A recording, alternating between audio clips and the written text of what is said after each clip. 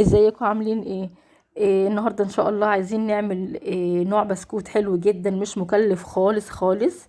زي ما احنا عارفين بقى الشتاء وجمال الشتاء، طول ما انت قاعده عايزه حاجات كده تديكي باور تديكي طاقه. مفيش اجمل من الحاجات طبعا البسكوتات والكلام ده كله كمان، وخصوصا لو كانت اقتصاديه زي اللي احنا هنعملها دلوقتي. بصي بقى كده يا ستي، مبدئيا هنجيب طاسه على النار، هننزل بكوبايه من السكر. انا عايزه السكر ده يتكرمل معانا، نقعد نقلب فيه شويه كده لحد ما يتكرمل معانا. هي مقاديرها سهله، ما فيهاش اي حاجه، يعني ما فيهاش حاجات كتير. هنا نزلت بقطعه كبيره من الزبده، قولي كده ربع كوبايه. هبدا طبعا اسيح الزبده زي ما انتم شايفين بعد السكر ما يكرمل معانا. قعدت اقلب فيه طبعا، ما خليتهوش ياخد اللون الغامق قوي علشان ما يبقاش مر معانا في البسكوت. هيبقى نوع حلو قوي. او بالشكل ده هنقلب فيها لحد ما تسيح. هنا كمان معايا ربع كوباية من السمسم او السمسم، نزلت بيها كده على الكراميل. وكمان الزبدة. بصي بقى الريحة، ما اقولكيش الريحة خطيرة خطيرة. شبه ريحة المغات كده، او شبه ريحة اسمها ايه، المفتقة اللي احنا بنجيبها، ريحة حلوة قوي.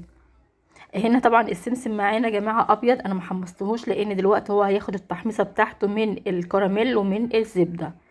نقعد نقلب فيه شوية حلوين كده على نار هادية. اجمل اكل طبعا هتاخديه، او اجمل نتيجة تكون على نار هادية. زي ما انتوا شايفين كده اهو. بعد ما ساح هنزل بثلاث كوبايات من الدقيق، دقيق منخول زي ما انتوا شايفين كده. بصي هنا انا مهديه النار جدا، يعني زي الشمعة كده. هبدأ بقى اقلب. عايزة الدقيق اللي معانا ده يتغلف بالكراميل والزبدة اللي احنا لسه حاطينها دلوقتي، او بالشكل ده. قلبي بصي كأننا هنبسه، هيبقى معانا زي حبات الرمل زي ما انت شايفة كده.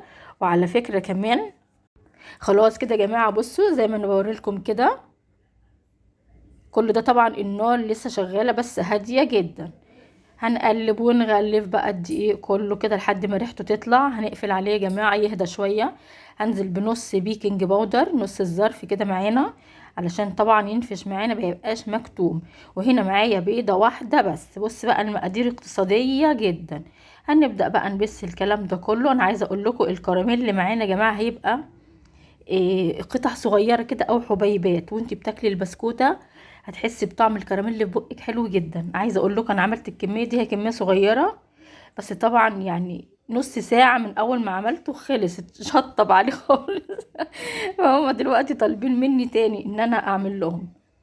خلاص اهو بالشكل ده. هنحط شوية مية وهنلم العجينة. هي هتبقى معاكي عجينة ملزقة، مش هتبقى معاكي عجينة عجينة يعني، لا لا، هي هتبقى معاكي ملزقة كده زي ما انتوا شايفين. احط شويه صغيرين من الميه.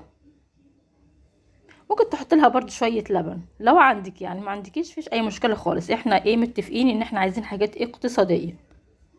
اه بالشكل ده. هنقلب ونلم في العجينه. انا عايزه اقول لكم دلوقتي وانا بعجن العجينه دي، انا حاسه بحبيبات الكراميل في ايدي ناشفه شويه. بس طبعا هو ده المطلوب، يعني ما تقلقيش، هو يعني العجينه كده مظبوطه يعني. ما باظتش مننا ولا حاجه. زي ما انتوا شايفين كده. هنبدأ بس نلم العجينة اهي زي ما قلت لك. بصي ملزق.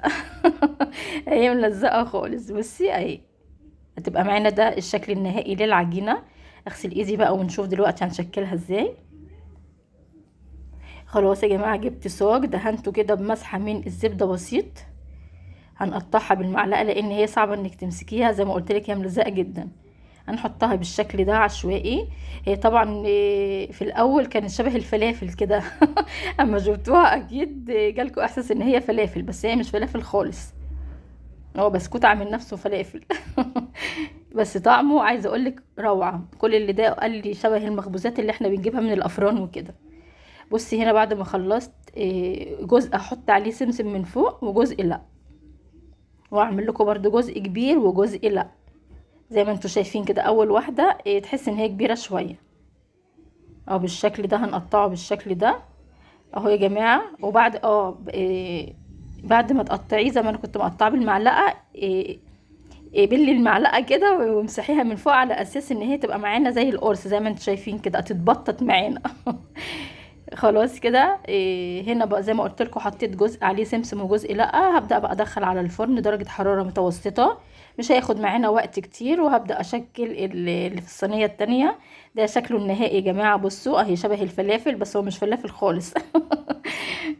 طعمه روعة، طعمه حكاية. اعمليه ان شاء الله بإذن الله تعجبك كتير كتير. وكمان حاجة اقتصادية، ما جبناش مقادير من بره ولا حاجة. وعايزة اقولك كمان لو ما عندكيش زبدة مفيش اي مشكلة خالص، ممكن تحطي مكانها سمنة، بس طبعا هي الزبدة افضل يعني. هتطلع معاكي حلوة قوي. عايزة كمان تحطي لها سوداني، عايزة اي مكسرات تانية مفيش اي مشكلة خالص. بس طبعا احنا حطينا لها سمسم على اساس ان هو هيبقى متوفر معانا يعني. او بالشكل ده جربيها وان شاء الله باذن الله الوصفه دي هتعجبك كتير كتير. بس كده، وده كان فيديو النهارده. باي باي يا حبايبي.